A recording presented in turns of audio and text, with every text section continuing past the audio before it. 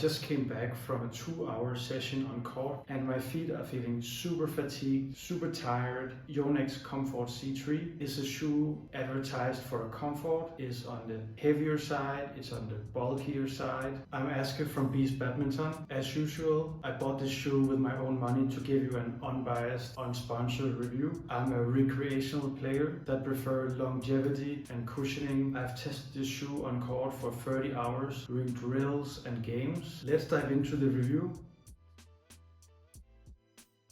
First we have the upper heel. It's stiff, it's tall. With some shoes I've had issues where the heel is so stiff and tall that it grinds against the back of my ankle. This is no issue with the shoe for me. The fit feels more like your foot is locked in at the back here and more loose at the front, which is something that I've noticed is common among the flagship badminton shoes from Yonex, where other shoes might be more locked in at the front and more loose at the back. So I like the heel area for that reason. Let's move on to the top bit and the tongue and the size of the shoe.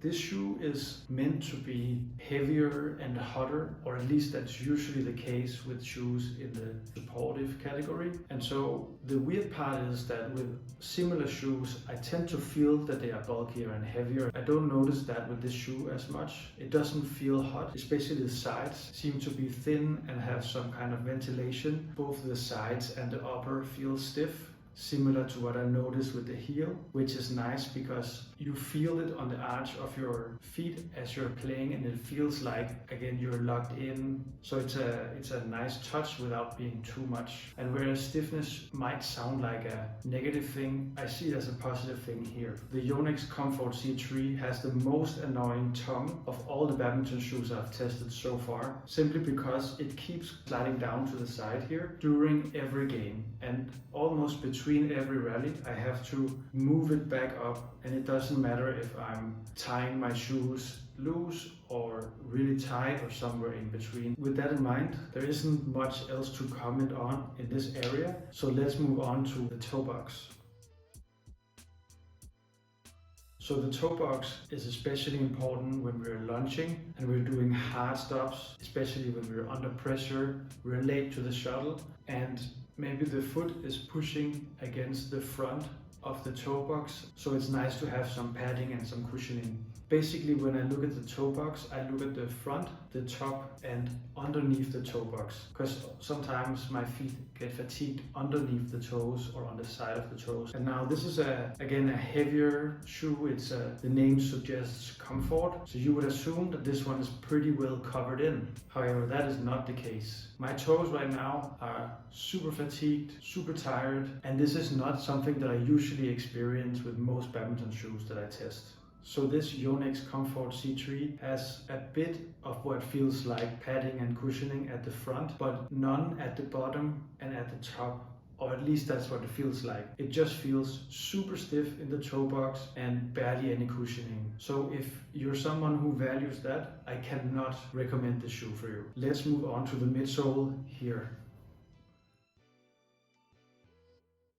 Now the midsole usually helps with shock absorption, comfort underneath the foot when you're landing from a jump smash, a lunge, or just moving around on the court in general. Even though Yonex threw in the typical technology they use in all of their flagship shoes, power cushioning, the power cushioning plus, it doesn't feel like you're getting much help. You're just getting a bulkier shoe. And I'm struggling to see what it really is you're getting for all that weight you're putting on your feet. So if the midsole and the overall cushioning and comfort underneath your feet is important to you, I would go with another shoe than this one. Next, let's move on to the outsole and the grip.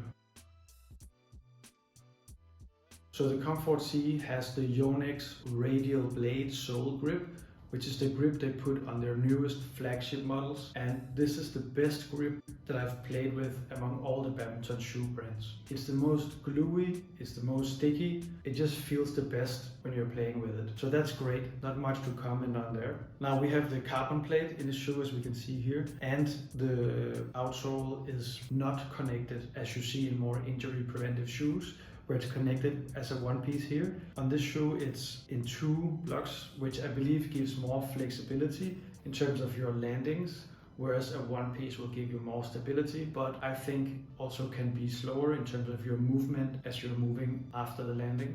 That comes down to more of a preference. Next, let's cover the insole. So the insole is a pretty standard, slightly high-end feeling insole from Yonex with this sock-like fabric, and it's fairly slide resistant. It has ventilation, breathability holes, but otherwise it's a pretty standard insole for a flagship badminton shoe. Next, in this Yonex Comfort Z3 review, we have durability.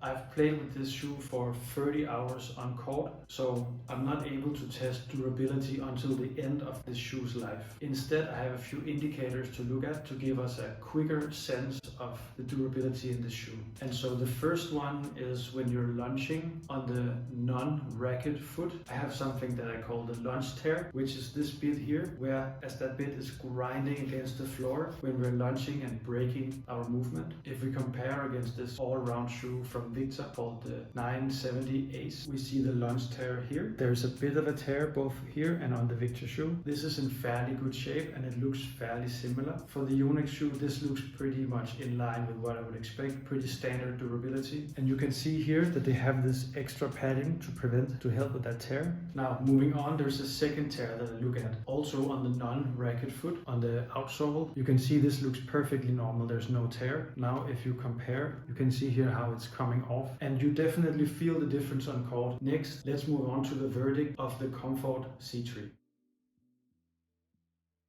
I couldn't understand how it would weigh so much, because normally the weight is what gives you all the benefits like cushioning. It feels more like an all-around shoe that is lightweight and bare bones, except it's not lightweight. It comes in at 376 grams for a size 285 centimeters that I have here per shoe, which is the third heaviest shoe that I have tested, and just 5 grams less than the Victor P9200 third generation that I see as a direct competitor to this shoe, but is crazy comfortable to play in and doesn't give me any fatigue at all. In fact, when I think about who should play with this shoe, I can only think about Yonex sponsored professional players that doesn't like any of the other shoes in Yonex's selection. But for us as recreational players, I just don't see any reason why you would pick this shoe when you can get other ones for the same price with similar benefits that is just way better. This isn't a shoe that I can recommend for recreational players who prefer support or comfort in their shoes. If you're curious about